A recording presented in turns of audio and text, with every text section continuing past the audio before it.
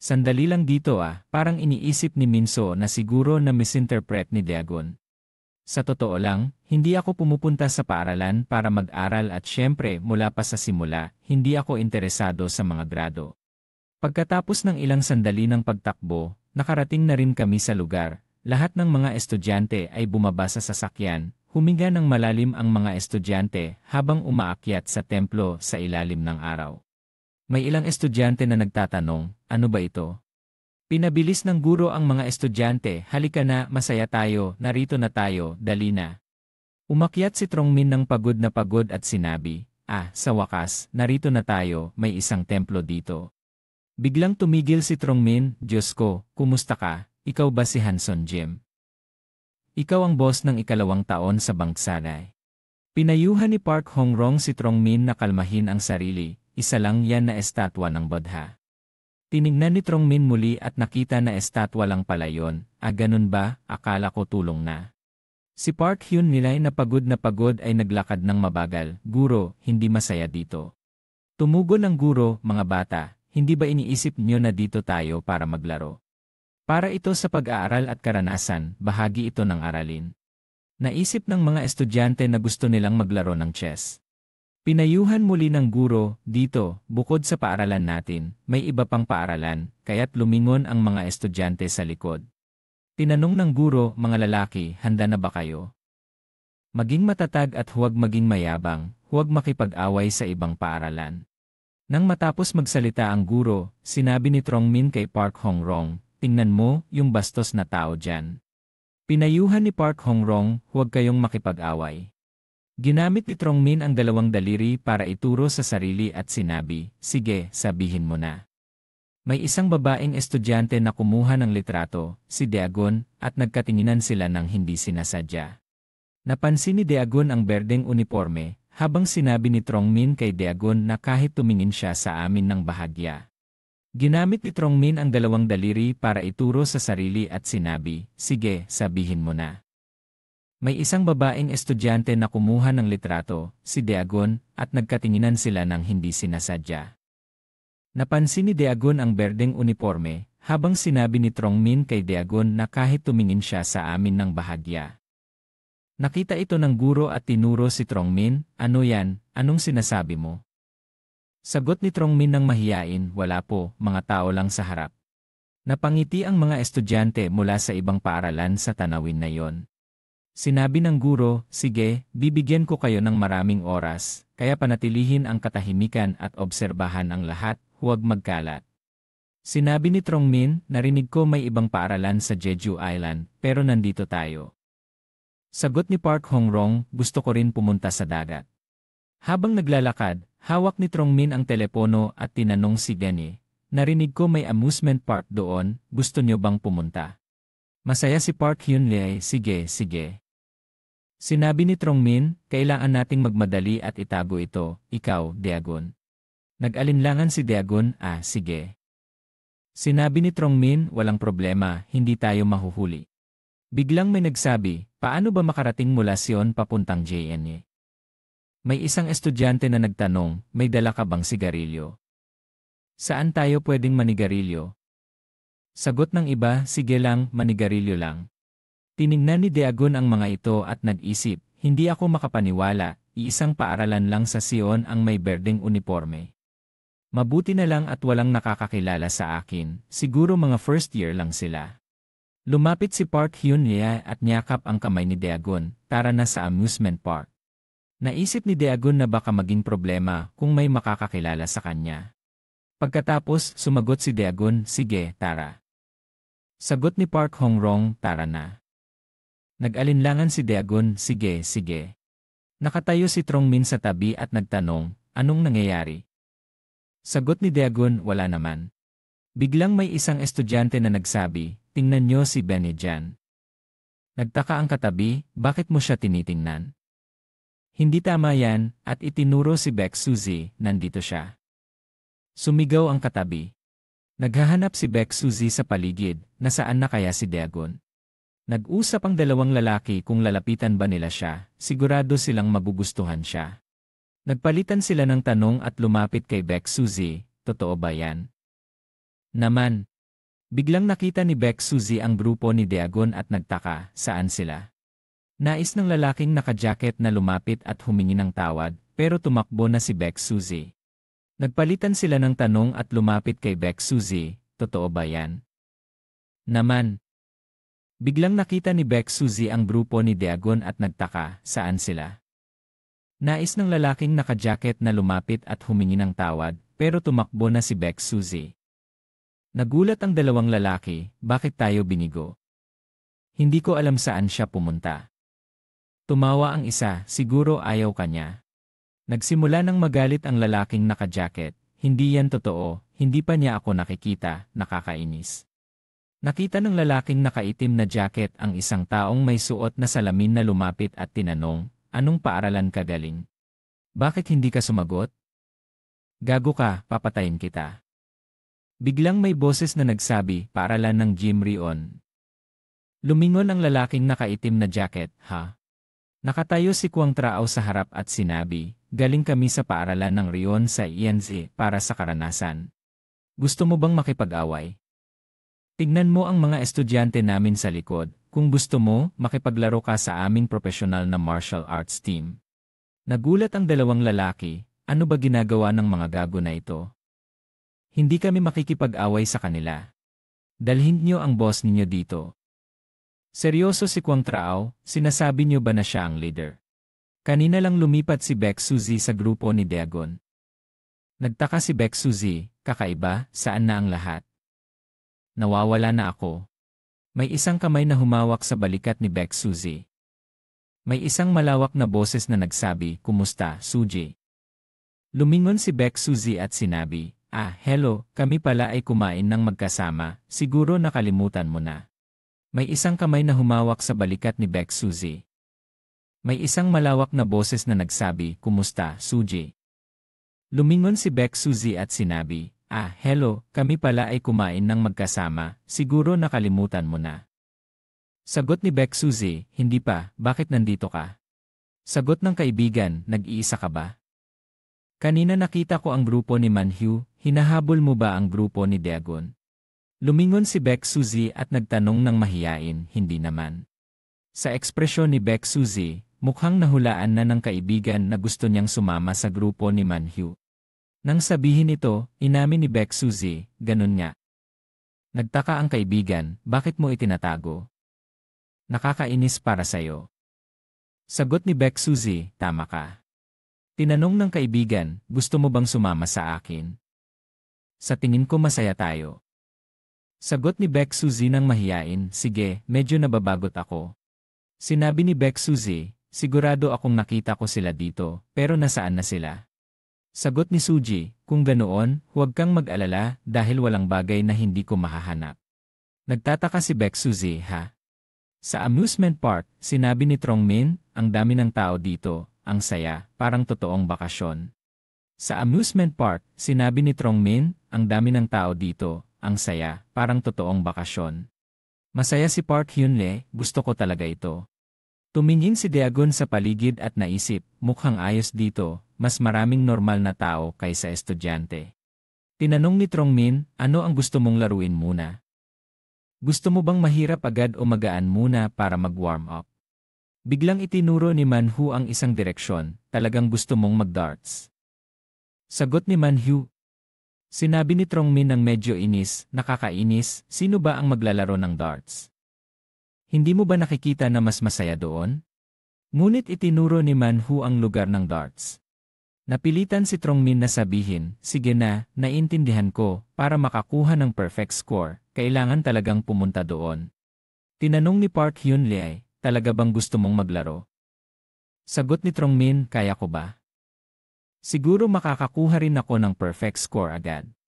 Tumawa ang seller, haha, sinasabi niyo perfect score. Kahit matapos niyo, mahal yan haha. Sinabi ni Manhyu, gagamitin ko ang dalawang kamay. Tinanong ni Park Hyunle, Dagon, dito ka. Nagtataka ang seller, dalawang kamay. Ano ba yan?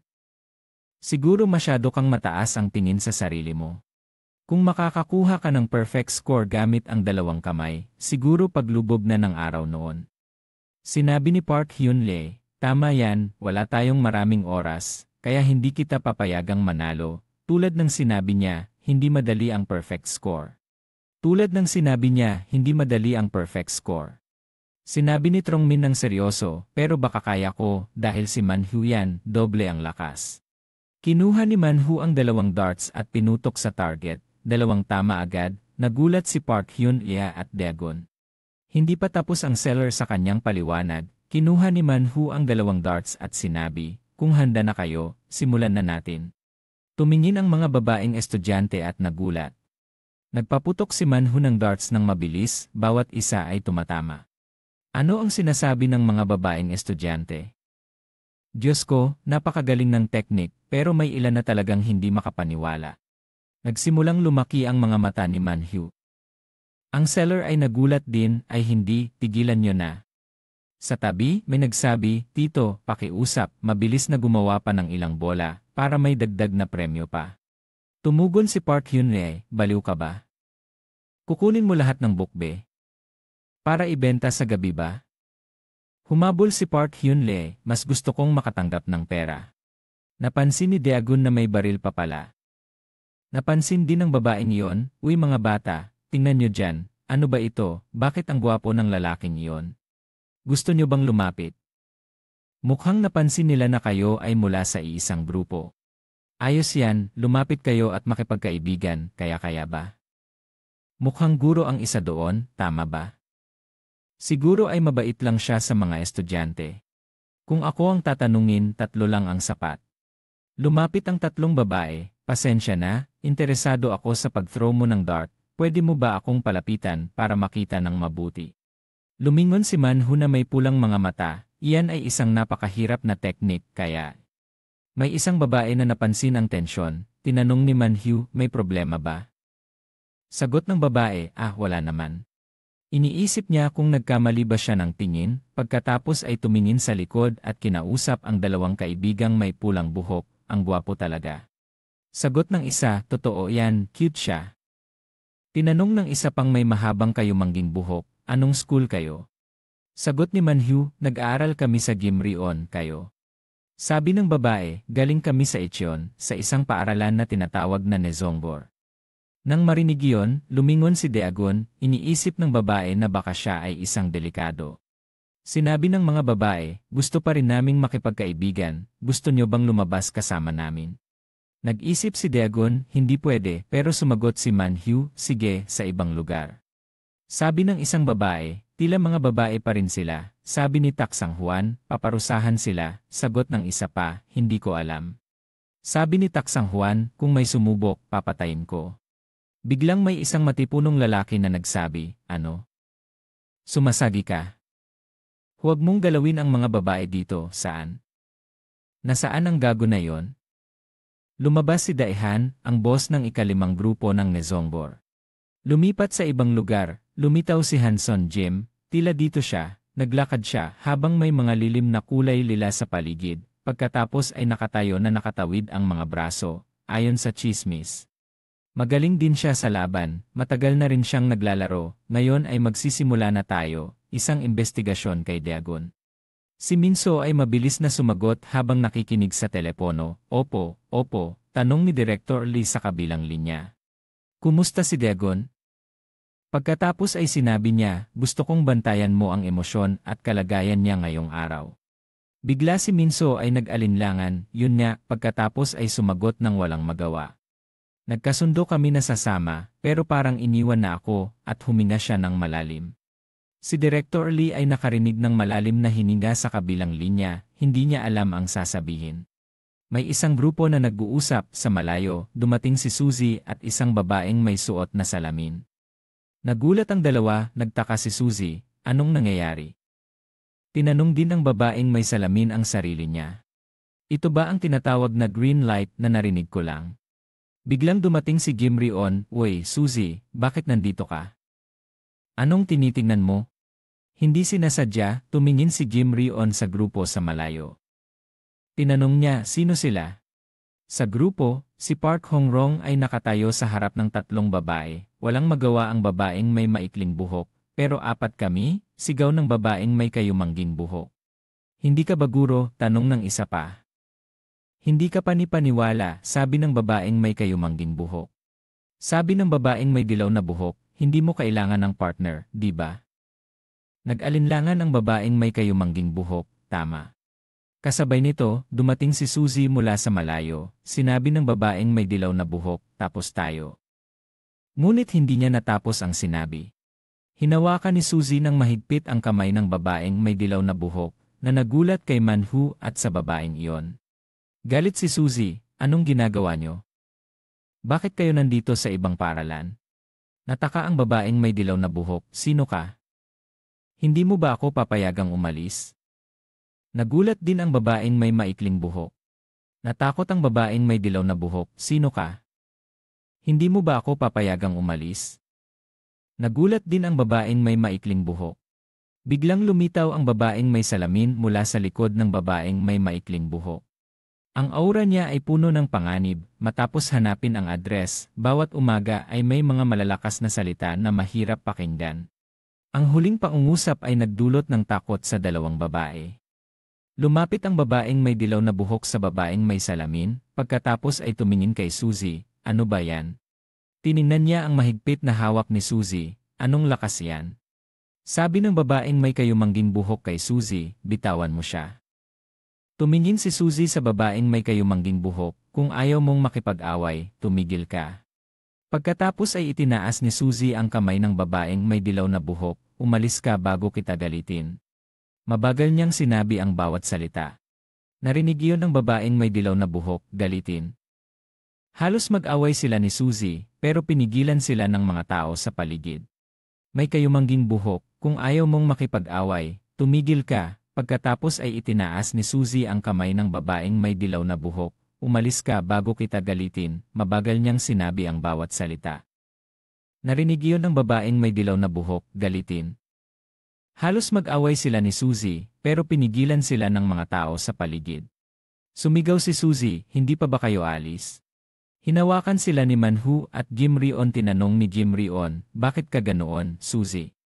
Sa kabilang banda, si Manhu ay nakatayo sa pagitan ng dalawang lalaki. Tama na, umalis na tayo, ilayo siya dito. Pagkatapos ay lumapit si Manhu kay Jim Rion at Suzy.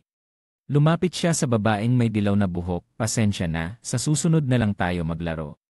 Nagalit si Suzy, sino ba gusto mong makipaglaro? Ang nagbebenta sa tabi ay lumingon, nagsimulang magbilang ng mga daliri, tingnan natin kung ilan ang kailangan kong bayaran. Biglang lumapit si Manhu sa stall, kailangan na naming umalis, masaya dito. Tiningnan ng nagbebenta si Manhu nang may pagkalito, pagkatapos ay sinabi ni Manhu, hindi na kailangan ng bayad. Tingnan natin kung ilan ang kailangan kong bayaran. Biglang lumapit si Manhu sa stall, kailangan na naming umalis, masaya dito. Tumingin ang nagbebenta kay Manhu nang may pagkalito, pagkatapos ay sinabi ni Manhu, hindi na kailangan ng bayad. Umiti ang nagbebenta, talaga.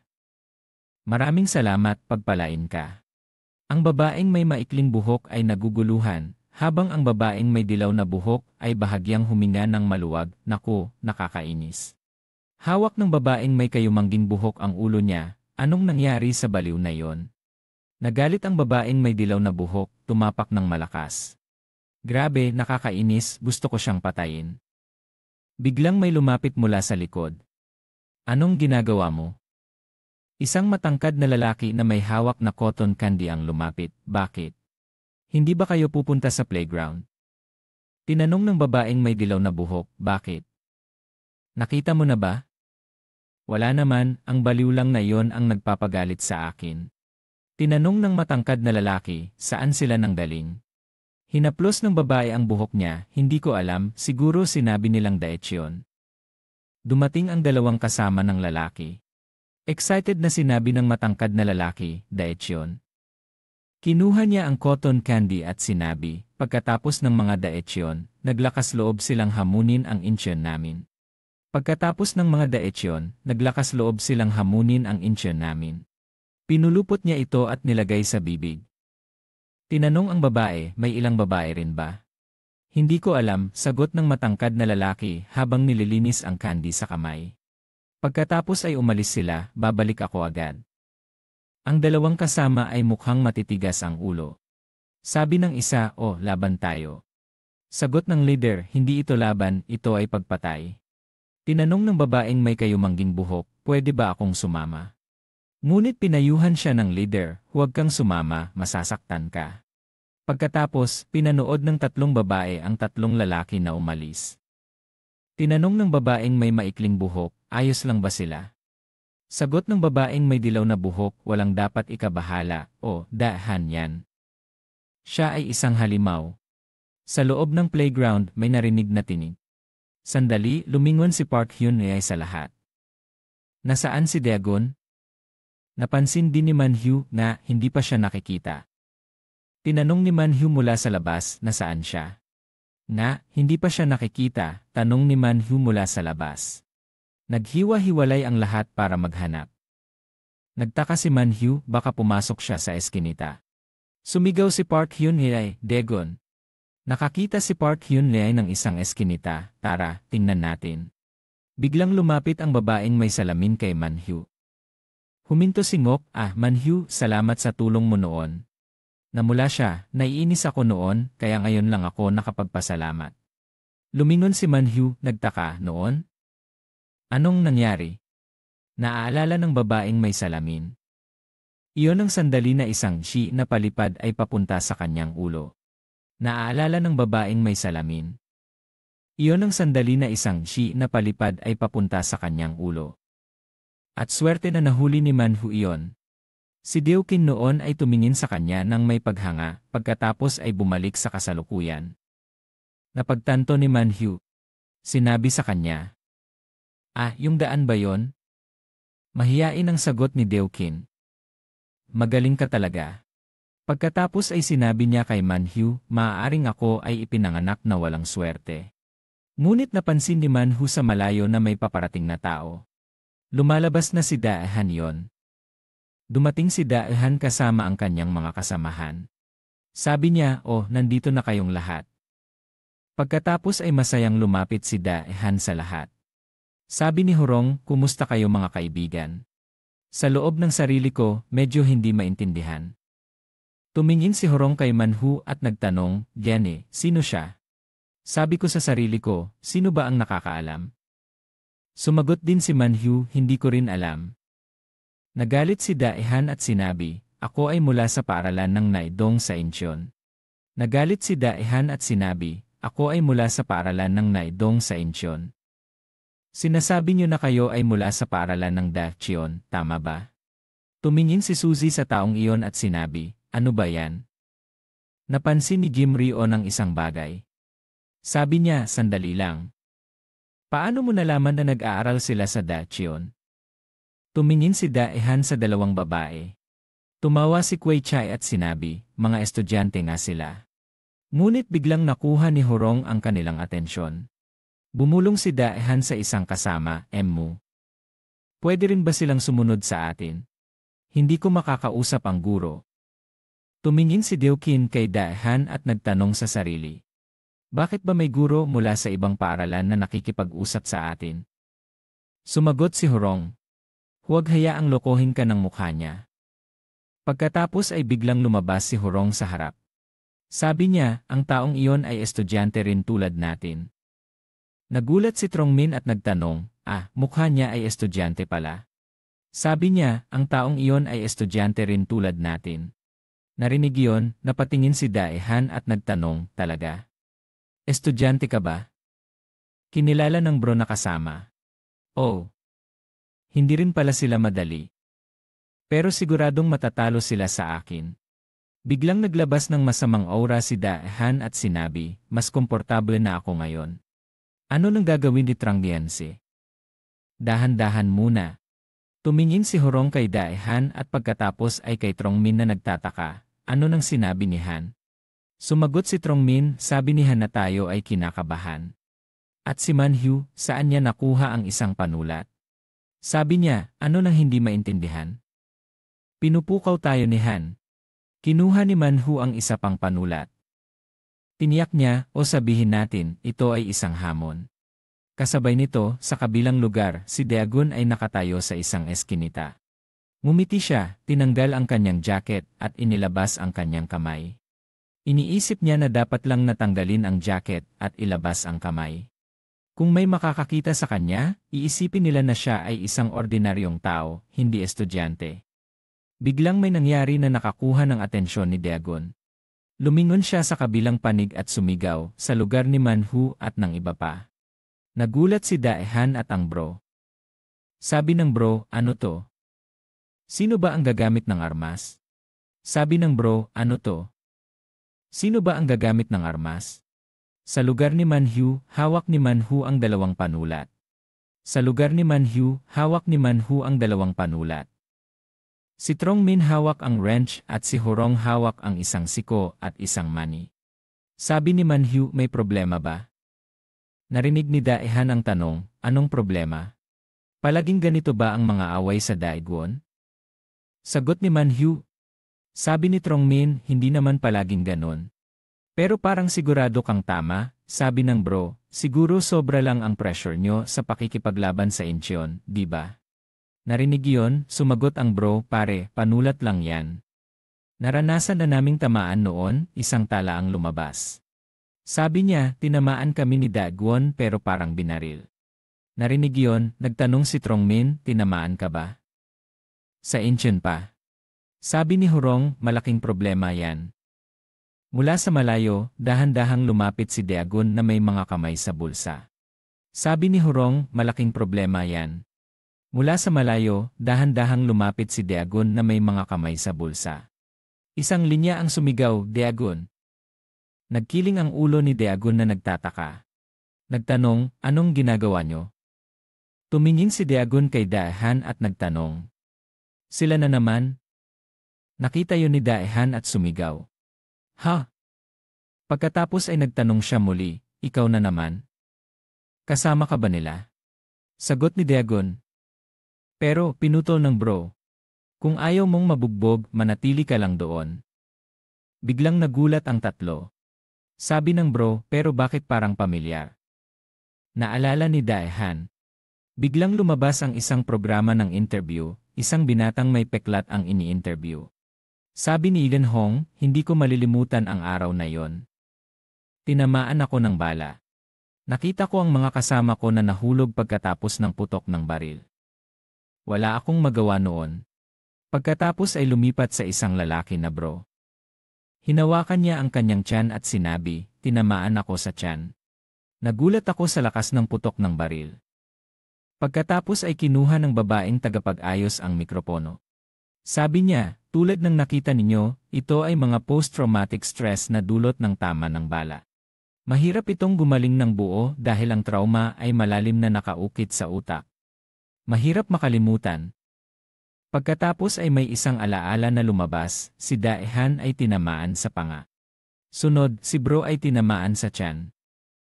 At si bro naman ay nawalan ng malay. Parang may tumutok ng baril sa noo. Lumalabas na si Kaon Dagon niyon, sabi ng bro ng bulong. Iyon ay, salamat kay Dagon sa mga malalakas na suntok. Naguluhan si Dagon nang makita yon. Tungkol naman kay Dagon, kailan ba siya at ang dalawang tauhan niya ay biglang yumuko sa lupa. Sabi ni unang pangalan, bakit ka nandito? Nagpapakumbaba ako, utos ni Dagon habang tahimik ang mga tauhan at yumuko. Lumapit si Dagon nang may pagkalito sa kanila. Tinanong, anong ginagawa ninyo? Kilala niyo ba ako? Pagkatapos ay naalala niya noong una siyang binubuli ng tatlong iyon at kung paano siya nagbawi. Naiisip ni Dagon, tama nga. Sa tabi ng convenience store, nakita ko silang tatlo na yumuko habang ako naman ay nakatayo. Tinanong niya si Manhu, ano yan? Bakit sila ganoon? Sagot ni Manhu, hindi ko alam. Sa kabilang banda, sinabi ng kayumangging buhok sa gintong buhok. Sabi ko na, huwag mo nang sundan. Habang naglalakad, sinagot siya ng gintong buhok, hindi naman ako nakakaabala, di ba?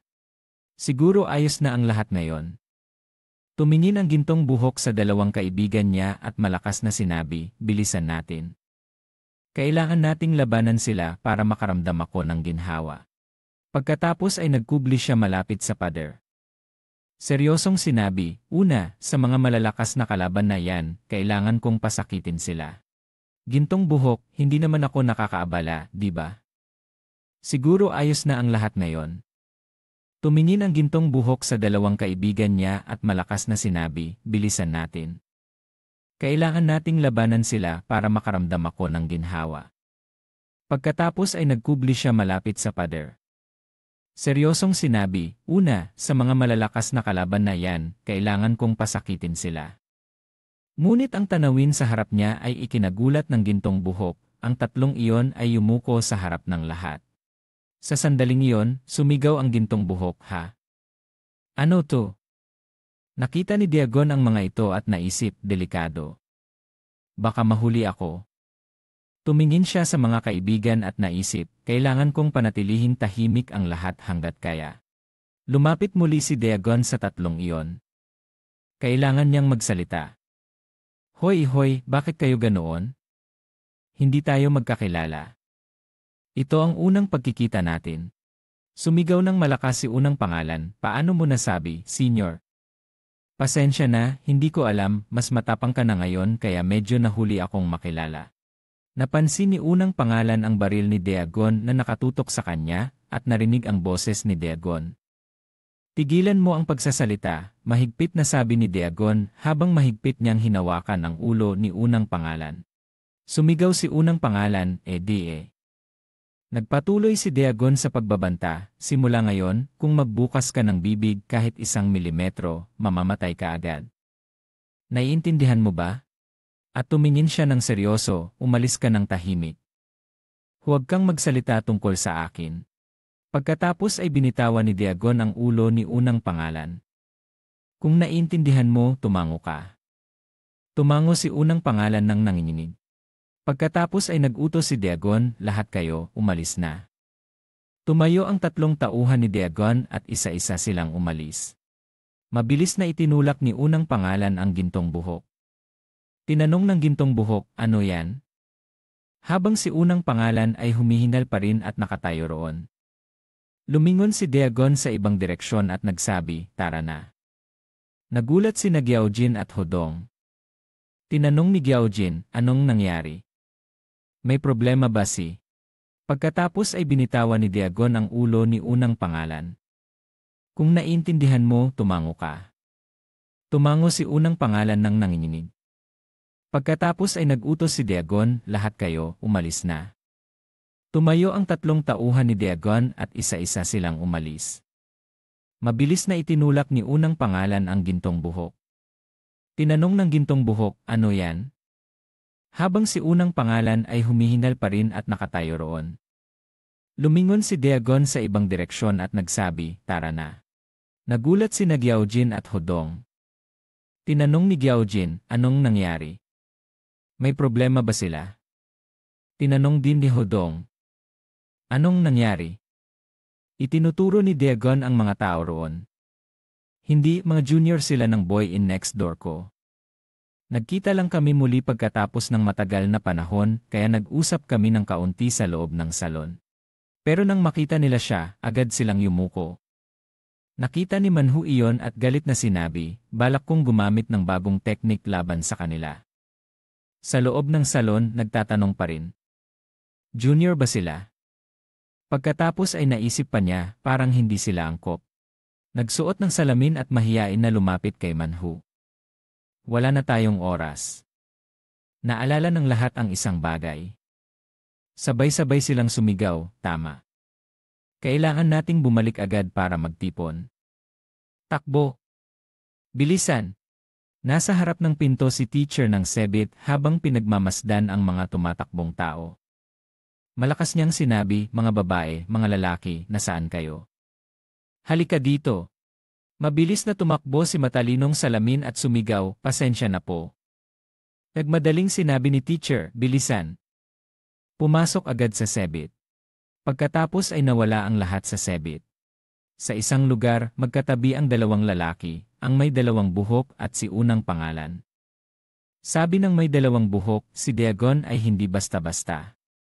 Pumayag si unang pangalan, malakas talaga siya. Dagdag pa ng may dalawang buhok, huwag ka nang mangbuli ng iba.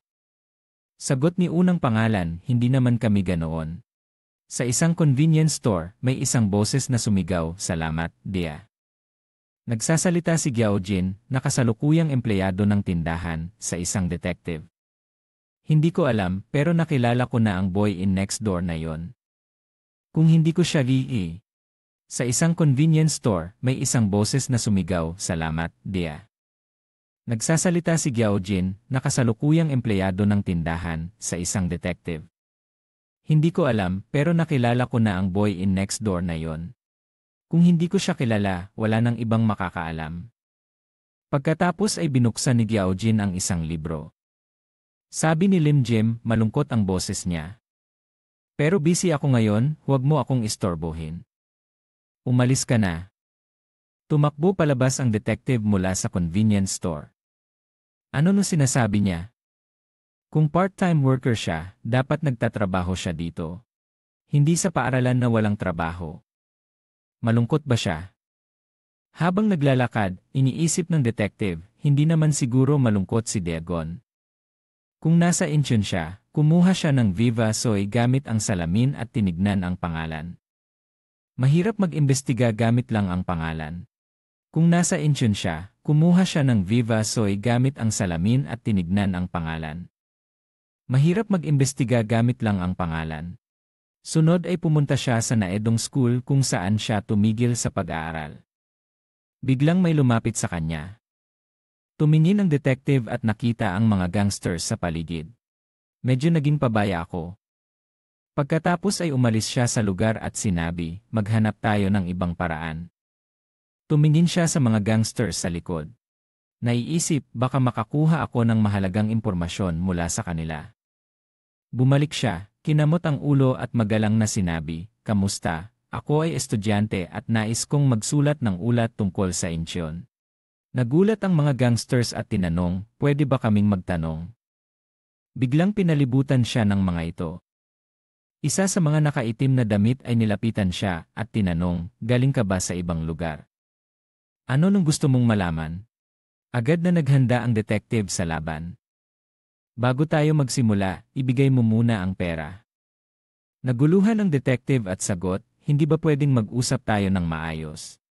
Pinataas niya ang kanyang pakiramdam at naisip, "Siguradong mabubugbog ako." 3 suntok mula kay kanon ang tumama sa mukha ng detective na nagdulot ng pagkahilo. Lumabas ang isang tala, hindi siguro ito skill na nagpapanggap na patay. Nakita ng mga gangsters ang detective na nahulog sa lupa at nagtaka. Anong nangyari kay Han? Hindi ko alam, baka mauuna siyang masaktan. Sakab. Hindi ba pwedeng mag-usap tayo ng maayos? Pinataas niya ang kanyang pakiramdam at naisip, "Siguradong mabubugbog ako." 3 suntok mula kay kanon ang tumama sa mukha ng detective na nagdulot ng pagkahilo. Lumabas ang isang tala, hindi siguro ito skill na nagpapanggap na patay.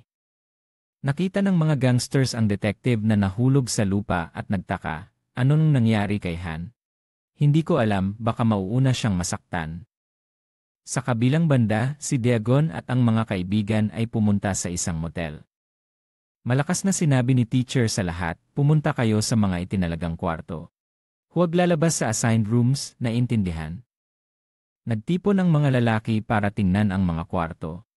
Tinanong niya, "Ano ng balita?" Sabi ni Hudong, mag-isa si Dagon sa ibang kwarto. Si teacher naman ay mahigpit na nagbabala, "Kung may gagawang gulo, parurusahan ko kayo." Naiintindihan? Kinuha niya ang isang lie detector. "Subukan natin."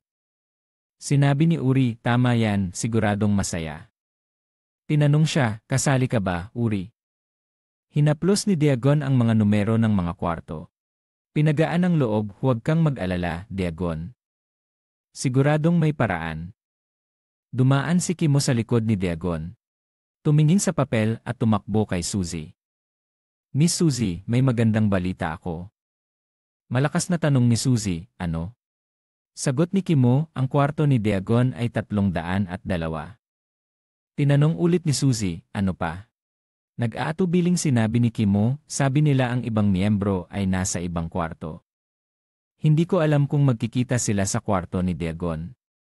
Inulit ni Suzy ang tanong, "Ano pa?" "Hindi ko alam kung magkikita sila sa kwarto ni Dagon." Inulit ni Suzy ang tanong, ano pa? Sabi ni Kimo magkakaroon ng laro ng katotohanan. Inulit ni Suzy, ano pa? Mukhang napansin ni Dagon ang usapan nila. Sabi ni Kimo, sa tabi ng kwarto 302 ay may kakaibang kwarto. Pwede kang pumunta doon para kumuha ng gamit. Tinanong ni Suzy, ano pa? Sabi ni Kimo, ang blood type niya ay U. Tinanong ulit ni Suzy, ano pa? Sabi ni Kimo, madalas siyang natutulog. Pinutol ni Suzy, ano pa? Narinig ni Dagon ang usapan at naisip, may masamang pakiramdam ako. Hinaplos ni Suzy ang buhok at sinabi, ano pa? Tumingin si Kimo at sumagot, ganyan. Namula si Suzy at malakas na sinabi, ano? Ano nang ibig sabihin yan? Nakakainis, anong silbi ng mga walang kwentang impormasyon na yan? Tinanong ni Kimo, walang kwenta ba ang sinasabi ko? Namula si Suzy at sagot, mga walang kwentang impormasyon yan. Wala akong interes at hindi ako interesado kay Dagon. Tinanong ni Kimo nang may pagdududa, totoo ba yan? Habang aalis si Suzy, lumingon siya at sinabi, ano nang gusto mong gawin ko? Pagkatapos ay iniwan niya si Kimo na may reklamo. Tunay na walang silbi, pero kailangan ko rin kunin ang ilang bagay, di ba? Ngunit sa kalooban ni Suzy, iniisip niya, medyo kinakabahan siya, dala niya ang ilang ibang damit. May reklamo. Tunay na walang silbi, pero kailangan ko rin kunin ang ilang bagay, di ba?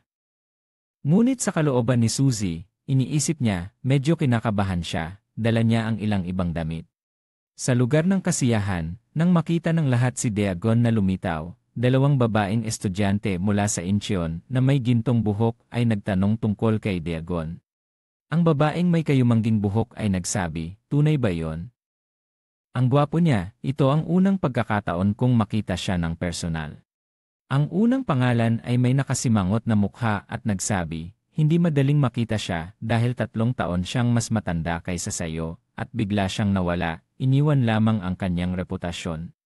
Isa pang lalaki ang sumagot, nagtataka rin ako kung saan siya nawala, hindi ba siya nagtatrabaho ng part-time sa convenience store? Ang pinuno ay nagtanong, anong oras na ba ngayon? Bakit siya nandyan kasama ang mga dejong? Ang pinuno ay nagtataas ng mukha at nagsabi, mukhang mga first year pa lang sila, di ba? Isa pang lalaki ang sumagot, tama. Nakakaintriga, sabi ng pinuno. Isa sa kanila ay nagsabi, sa totoo lang, nagdududa pa rin ako kung siya nga ba ang alamat na yon. Hindi ba sabi sa mga usap-usapan na kakaiba ang kanyang mga mata? Ang pinuno ay nagsabi, hindi ba sobra-sobra ang mga usap-usapan na yon? Ang unang pangalan ay nagsabi, anuman ang mangyari, huwag na nating pag-usapan pa ang mga yon. Hindi ko na kailangan pang malaman ang iba. Ang mahalaga ay nandito siya ngayon dahil sa kanya. Ang pinuno ay tila may alam na hindi natin alam. Ang babaeng may gintong buhok ay nagtanong, hindi ba sinabi mong si Dagon ay 20 taong gulang? Pero kanina nakita ko siyang nakasuot ng uniforme ng estudyante.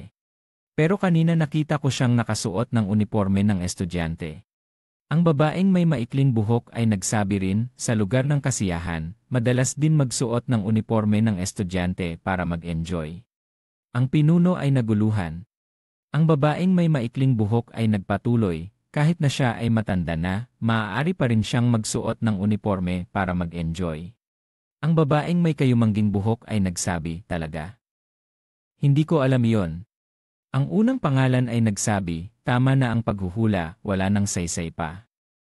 Ang tanging paraan ay bumalik sa Incheon at makipagkita kay Eugene. Sa convenience store, isang lalaki ang pumasok. Si Eugene ay agad na bumati, magandang araw po, sir. Nang makita ang lalaki ay ang may-ari ng tindahan, kaya siya ay bumati, narito na po kayo, sir. Ang pumasok. Si Eugene ay agad na bumati, magandang araw po, sir. Nang makita ang lalaki ay ang may-ari ng tindahan, kaya siya ay bumati, narito na po kayo, sir. Ang may-ari ng tindahan ay kumaway at nagsabi, mabuti, sa totoo lang, hindi angkop ang bayan na ito para sa negosyo. Si Eugene ay nagtanong, may problema po ba? Ang may-ari ay nagsabi, nang dumating ako dito, nakita ko ang mga kalaban sa maliit na eskinita. Plano mo bang labanan sila o tumakas? Si Eugene ay kalmado na sumagot, ganoon ba? Hindi na kailangang gawa ng gulo ang sinuman. Si Eugene ay kinamot ang ulo at nagsabi, siguro iwasan ko na lang sila. Ang may-ari ay nagmadaling nagsabi, bumalik ka sa likod, kaya kong labanan silang 4 o 5. Nang marinig iyon, nagtanong si Eugene, pwede ba akong mag-leave ngayon? Ang may-ari ay nagsabi, umuwi ka na, huwag kalimutang dalhin ang uniforme. Si Eugene ay lumiko at umalis, hindi nakakalimutang magpaalam, opo, magkita tayo bukas. Sa isang eskinita, isang grupo ng mga bully ang nananakit ng isang batang lalaki. Kinuha nila ang lahat ng damit niya. Ang bata ay nagsabi, ibalik niyo ang damit ko, ito ay isang limitadong edisyon ng detective na damit na binili ko gamit ang lahat ng pera ko. 2 lalaki ang naghahanap sa mga bulsa ng bata. Ang lalaki na nakasuot ng itim ay nagsabi, ito ay isang kilalang tatak. Ang isa pa ay nagtanong, ano ang laman ng bulsa? Ang lalaki na nakasuot ng itim ay naghahanap at nagtanong, may notebook ka ba? Para saan mo ito ginagamit? Ang bata ay natakot at nagsabi, dahil ako ay isang detective. Umupo ang bata sa lupa at nag-isip, sana hindi ako naging pabaya. Sana napigilan ko sila gamit ang espesyal na teknik na bomba at kanyon. Ang lalaki na nakasuot ng itim ay kinuha ang notebook at sinabi, ipakita mo kung ano ang nakasulat dito. Ang bata ay sumigaw, hindi, ito ay lihim na impormasyon. Ang lalaki na nakasuot ng itim ay sinipa ang mukha. Umupo ang bata sa lupa at nag-isip, sana hindi ako naging pabaya, sana napigilan ko sila gamit ang espesyal na teknik na bomba at kanyon. Ang lalaki na nakasuot ng itim ay naghahanap at nagtanong, may notebook ka ba? Para saan mo ito ginagamit? Ang bata ay natakot at nagsabi, dahil ako ay isang detective. Ang lalaki na nakasuot ng itim ay sinipa ang mukha ng bata at sumigaw, umupo ka dyan, aso. Ang isa pang lalaki ay nagsabi, huwag mo siyang saktan ng sobra, kawawa ang bata. Binuksan ng lalaki na nakasuot ng itim ang notebook at napatingin ng mabuti, ano ito? Ang isa pa ay nagtanong, bakit? Nang magkasabay silang tumingin sa notebook, nakita nila ang pangalan ni Dagon.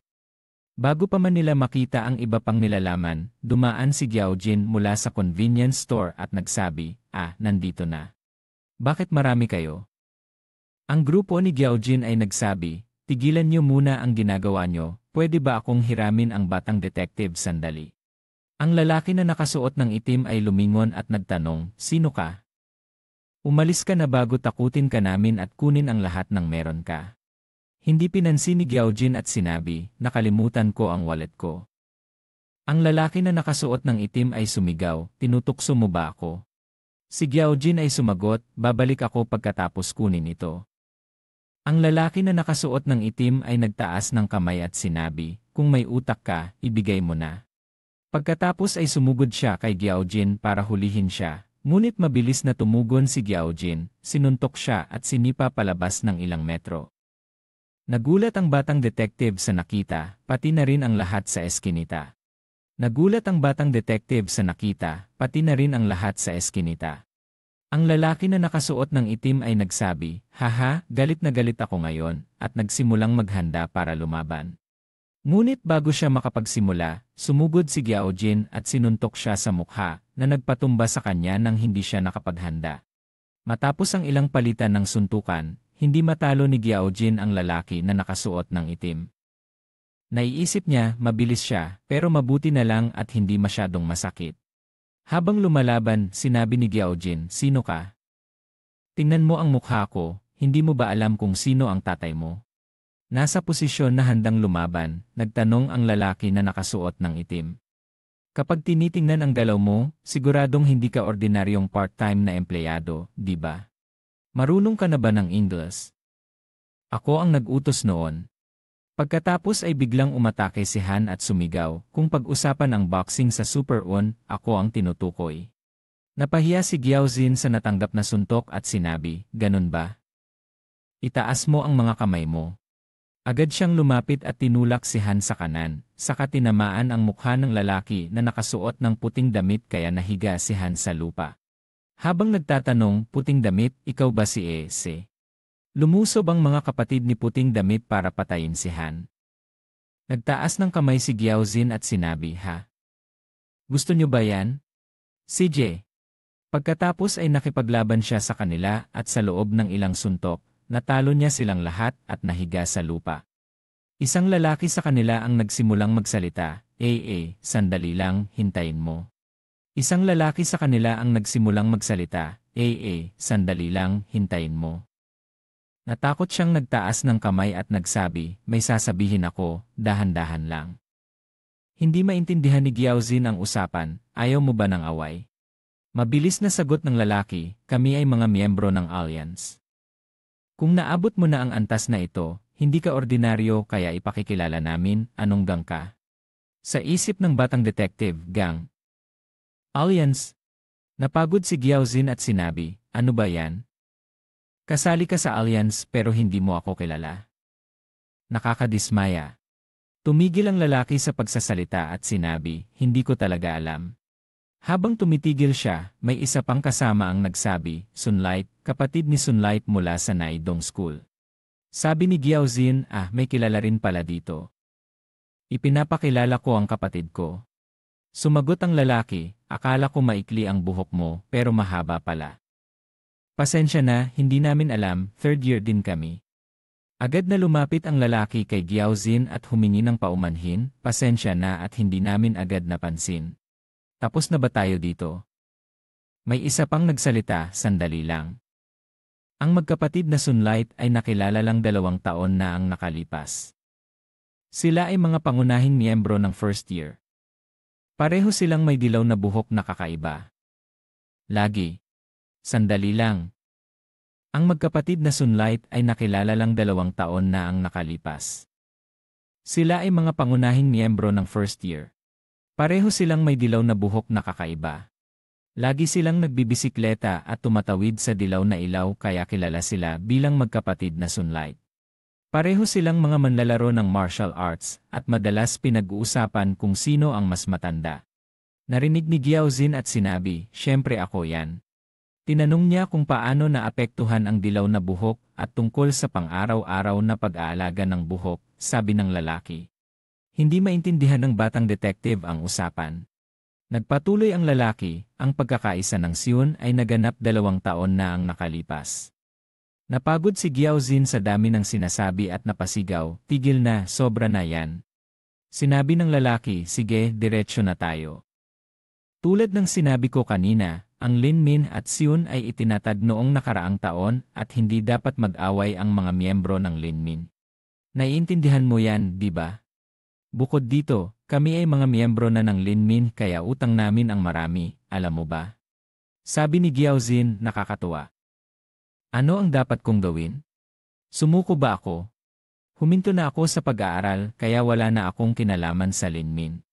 Winala niya ang kamay at sinabi, "Tulad ng nakikita nyo, nagtatrabaho ako bilang part-time sa convenience store kaya kahit manalo ako laban sa inyo dito, walang epekto." Nagbabanta si Giaozin kaya tumigil ang grupo.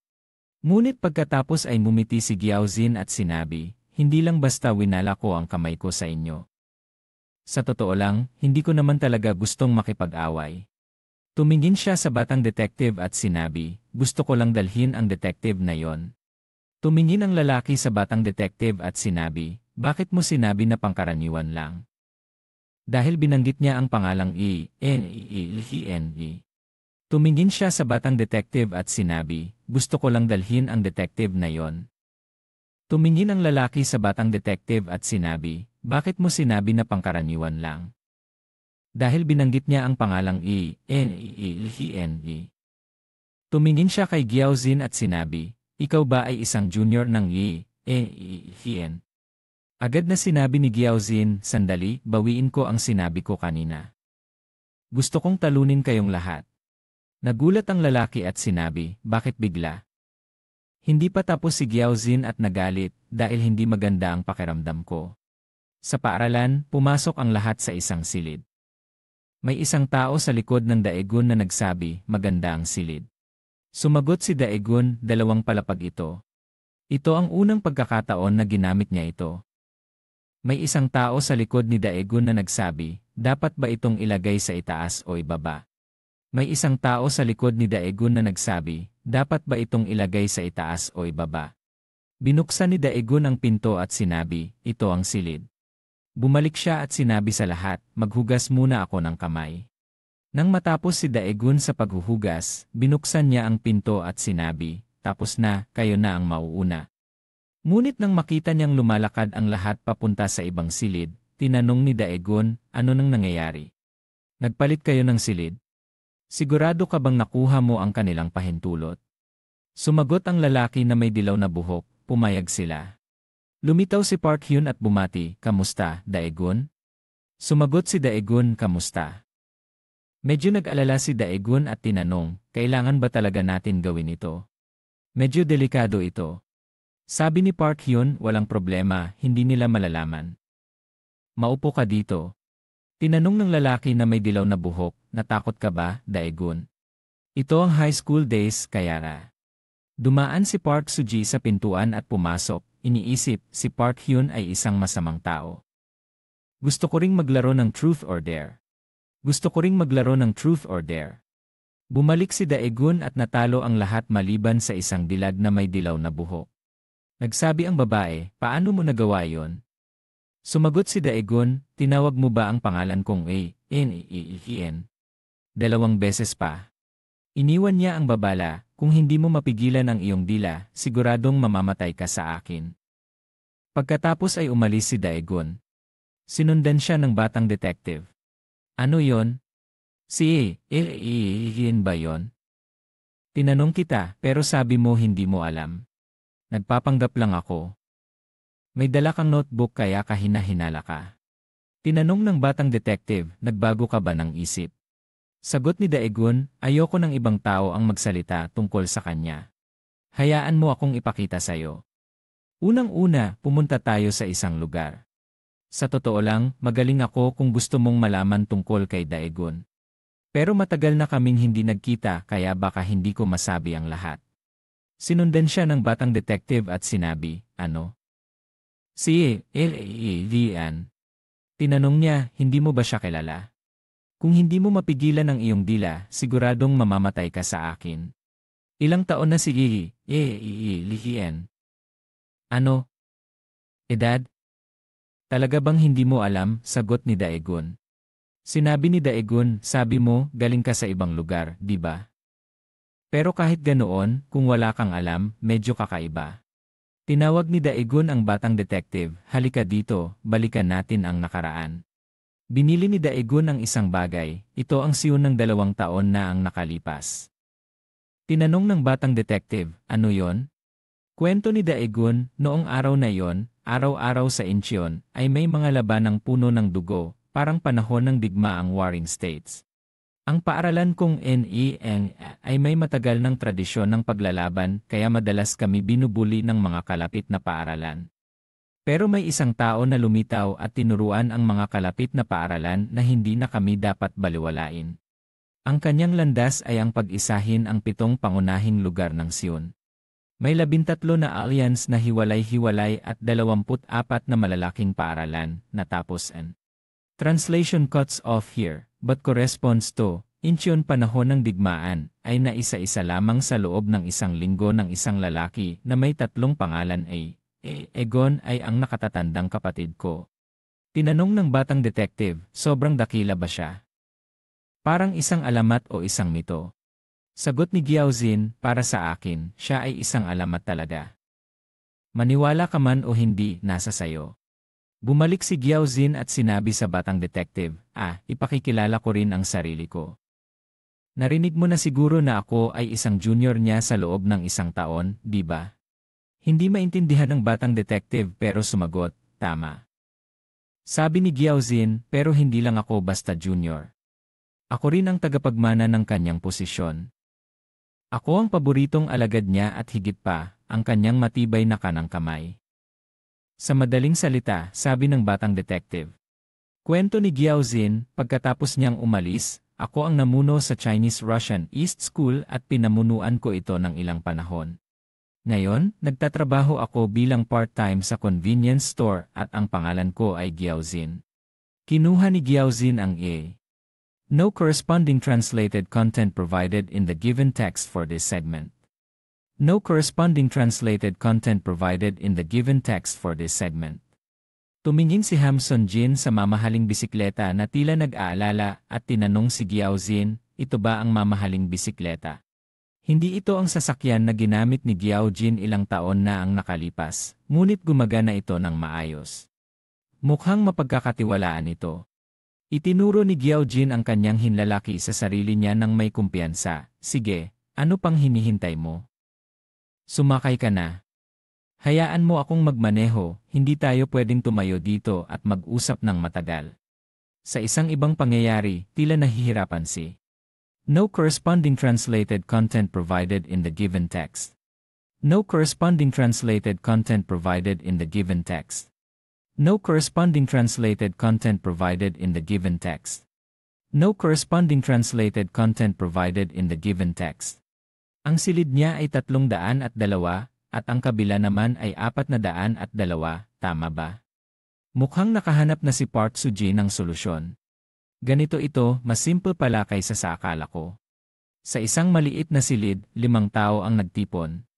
At si No Man-hu na may pulang buhok ang nanguna sa pagpapakilala ng makabagong polygraph machine. Kapag nagsisinungaling ang isang tao, bumibilis ang tibok ng puso. Ang sistemang ito ay sumusukat sa tibok ng puso upang matukoy ang no direct continuation found in the provided translation segment. No direct continuation found in the provided translation segment. No direct continuation found in the provided translation segment. No direct continuation found in the provided translation segment. Tumingin siya kay Daegun ng may matalim na tingin at inilapit ang makina sa kanya. Delikado ito, naamoy ko ang kakaibang amoy mula sa iyong mga kamay. Nakikinig si Jiang Jinmo sa pintuan, at totoo nga, maraming tao sa loob. Naalala ni Jiang Jinmo ang sinabi ng kanyang nakatatandang kapatid na may isang paraan pa, ang pagdugtong nina Park Soo-ji at Daegun. Napaisip si Jiang Jinmo, pero ano kaya ang mangyayari kung magkasama sa isang silid ang isang lalaki at isang babae? Napangiti siya, swerte, may ideya na ako. Mukhang nakahanap na si Park Soo-ji ng solusyon. Ganito ito, mas simple pala kaysa sa akala ko. Sa isang maliit na silid, 5 tao ang nagtipon, at si No Man-hu na may pulang buhok ang nanguna sa pagpapakilala ng makabagong polygraph machine. Kapag nagsisinungaling ang isang tao, bumibilis ang tibok ng puso. Ang sistemang ito ay sumusukat sa tibok ng puso upang matukoy ang pagsisinungaling at pinapahina ang nagsisinungaling gamit ang kuryente. Sa kanyang matalim na mga mata, nakaposisyon ang 2 kamay sa mesa at mabilis na nagtanong kung ayaw ng nagsisinungaling na matuklasan ng makina. Posible bang linlangin ito? Sagot ni No Man-hu, posible yon. Habang hawak ang polygraph machine, sinabi niya, kung may makakaloko dito, napakalakas ng taong iyon. Nakikinig si Jiang Jinmo sa pintuan, at totoo nga, maraming tao sa loob.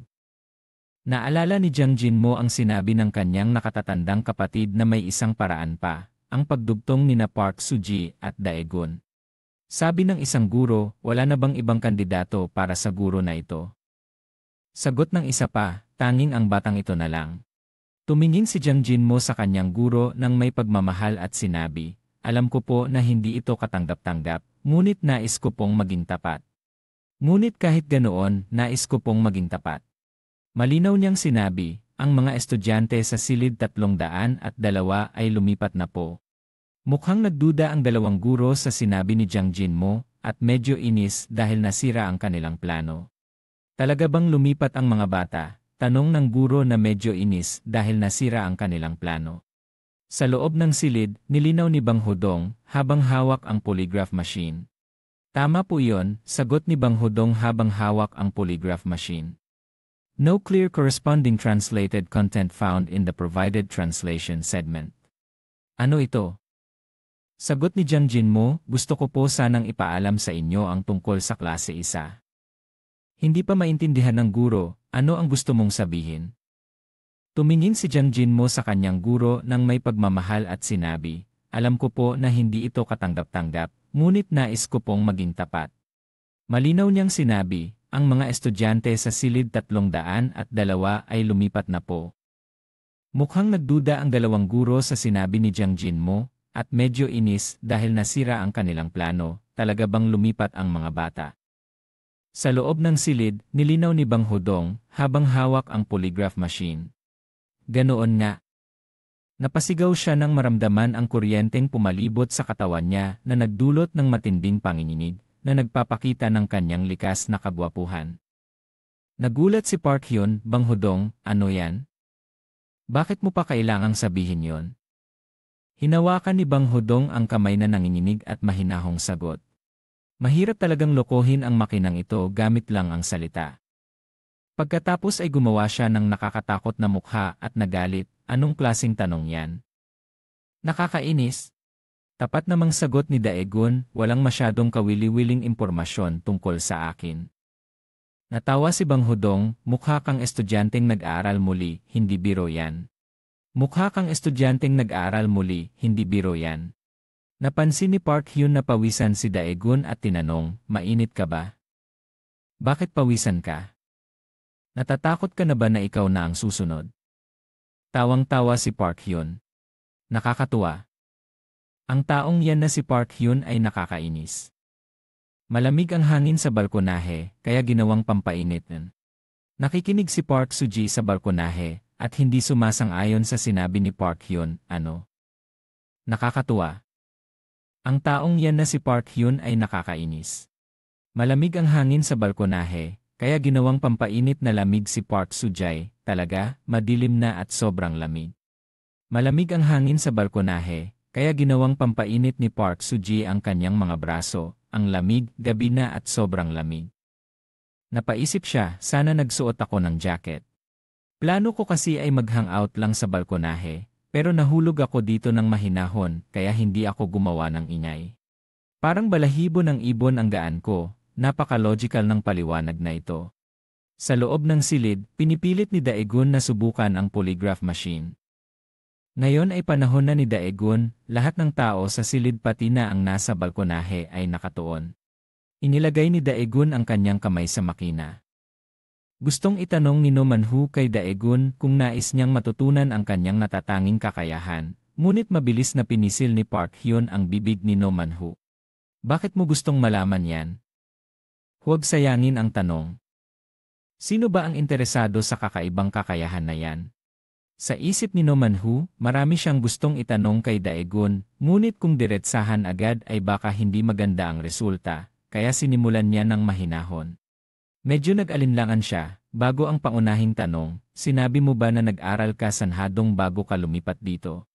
Mabilis na sumagot si Daegun. Nangangati si Bang Hodong, sabi rin ng mga babae kahapon na nag-aral siya sanhadong. Kakayahan na yan? Sa isip ni No Man-hu, marami siyang gustong itanong kay Daegun, ngunit kung diretsahan agad ay baka hindi maganda ang resulta, kaya sinimulan niya ng mahinahon. Medyo nag-alinlangan siya, bago ang pangunahing tanong, sinabi mo ba na nag-aral ka sanhadong bago ka lumipat dito? Mabilis na sumagot si Daegun. Nangangati si Bang Hodong, sabi rin ng mga babae kahapon na nag-aral siya sanhadong. Tinanong ni No Man-hu si Bang Hodong, interesado ka ba sa bagay na ito? Sagot ni Bang Hodong. Sabi ni Daegun, sila ay mga junior. Kung ako, kukunin ko ang numero nila, sabi ni Bang Hodong. Tinanong ni No Man-hu si Bang Hodong, pumunta ka ba dito para magnakaw ng kakaibang kakayahan ko? Napahiya si Bang Hodong, hindi naman ganyan, yan ang tao. Tinanong ni No Man-hu si Daegun, pero first year pa lang tayo, paano magiging junior niya ang mga kaklase natin sa high school? Sagot ni Bang Hodong na may batang mukha, na, paano naman yon? Sagot ni Daegun ng may ngiti, iyon ay relasyon lang ng senior at junior sa larangan ng pakikipaglaban. Sabi ni No Man-hu, kahit anong edad nila, junior pa rin sila. Naguluhan si Bang Hodong, may ganun pa. Sagot ni No Man-hu, parang relasyon ng guro at estudyante na magkapareho ang edad. Pinigilan ni Park Hyun ang kanilang kalokohan at nagalit, ay naku, anong klaseng usapan to? Kung wala kayong itatanong, hayaan nyo na ako. Habang interesado si Park Hyun, biglang umandar ang polygraph machine at nagduda si Daegun.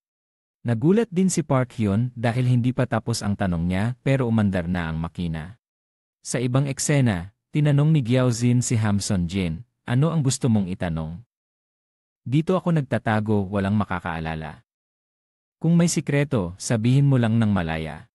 Nagulat si Hamson Jin at malakas na tanong, sige, pero isang tanong lang, kailangan mo ba akong tratuhin ng ganito?